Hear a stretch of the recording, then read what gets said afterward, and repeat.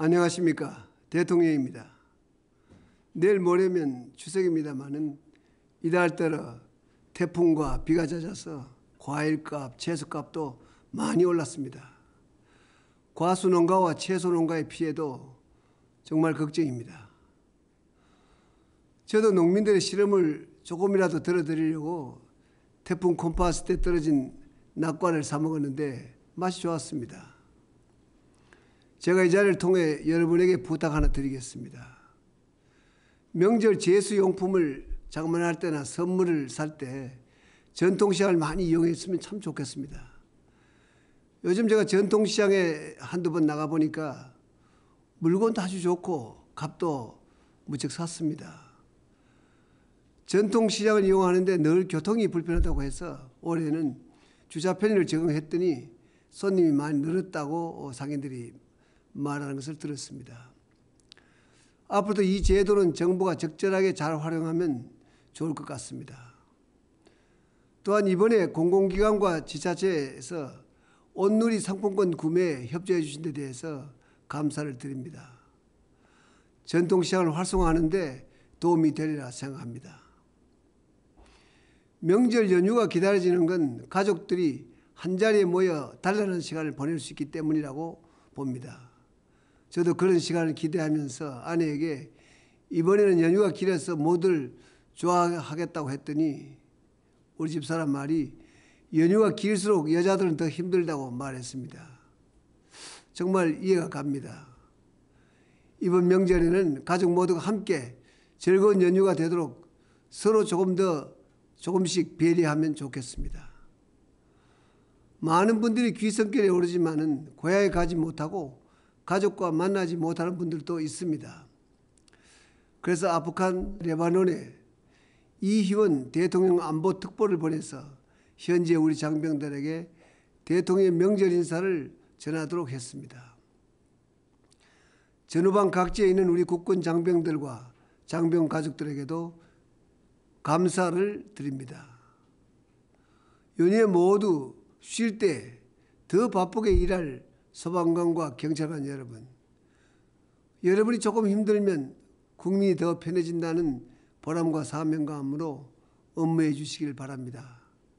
국민들은 여러분의 노고를 늘 고맙게 생각하고 있습니다. 금년에 다행스럽게 수출이 잘 돼서 추석 연휴 때도 공장을 가동하는 기업들이 있다는 소식을 듣고 있습니다. 연휴에도 땀 흘리는 근로자분들 수고가 많고 또 한편 보람도 있으리라고 생각합니다. 북녘에 고향을 둔 분들은 명절 때면 고향 생각, 가족 생각이 더욱 깊어질 것입니다. 언젠가 함께 추석 명절을 보낼 날이 오기를 소망하고 있습니다. 정부는 이산가족 상봉이 정례화될 수 있도록 노력하고 있습니다. 지금처럼 일회성 행사로서는 연세가 많은 분들이 생전에 가족을 만나실 수 없기 때문입니다. 정말 안타깝습니다. 경제가 회복기에 접어들었지만은 추석을 맞는 국민들 마음이 모두 넉넉한 것은 아닙니다. 차례상을 정성껏 마련하고 싶지만은 장보기가 겁난다는 서민들도 많습니다. 일자리를 구하지 못해 부모님 찾아뵙기 송구한 젊은이들도 있습니다.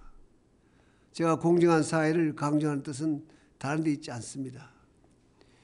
뒤처진 사람들에게 다시 일어설 기회를 주고 불공정한 관행을 없애 누구에나 공정한 기회를 주자는 것입니다.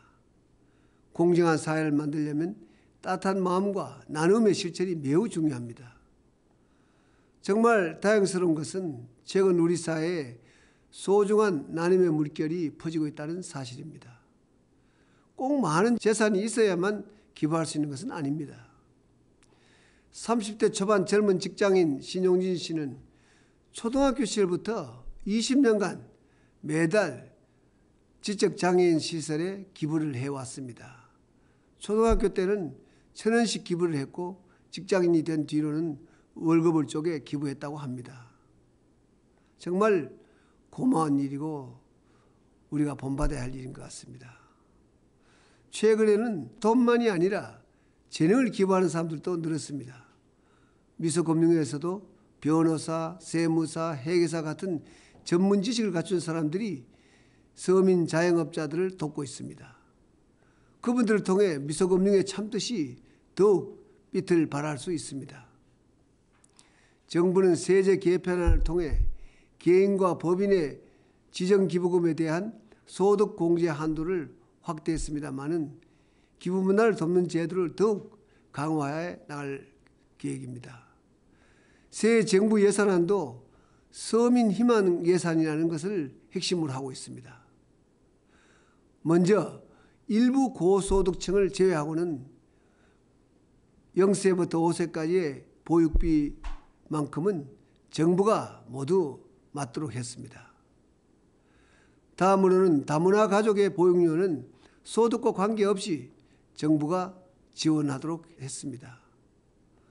세 번째로는 전문계 고등학교 학생 교육비는 전액 장학금으로 지원하고 전문계 고등학교를 수준 높은 직업교육기관으로 바꾸겠습니다. 졸업하면은 바로 일자리와 연결되도록 제도를 마련하겠습니다. 삶의 출발에서부터 고른 기회를 보장하고 어려운 형편의 학생들이 교육에서 희망을 찾을 때 공정한 사회가 가까워집니다. 저는 발상을 한번 바꿔봤으면 좋겠습니다. 기초생활수급자 지원 정책을 강화하는 것도 매우 중요하지만은 그에 못지않게 중요한 것은 그분들을 기초생활수급에서 벗어나게 하는 것입니다. 이를 위해 가장 중요한 것은 일자리 창출이라고 생각합니다. 사랑하는 국민 여러분, 나눔은 물질 이전에 따뜻한 마음을 나누는 일입니다. 저는 지난 2일 새벽 구리농수산물시장에서 만난 강계화 할머니와 윤영림 아주머니를 잊지 못하고 있습니다. 두 분 다 형편이 어렵지만은 할머니는 자기보다 더 어려운 사람이 있다면서 아주머니의 채소 가게로 저를 이끌었고 그 아주머니는 나는 어떻게든 버텨나갈 테니 나보다 더 어려운 사람들을 도와달라고 말했습니다. 어려운 사람이 어려운 사람들을 생각하는 것에서 저는 놀라움과 감동을 받았습니다. 바로 이러한 것이 따뜻한 나눔의 정신입니다.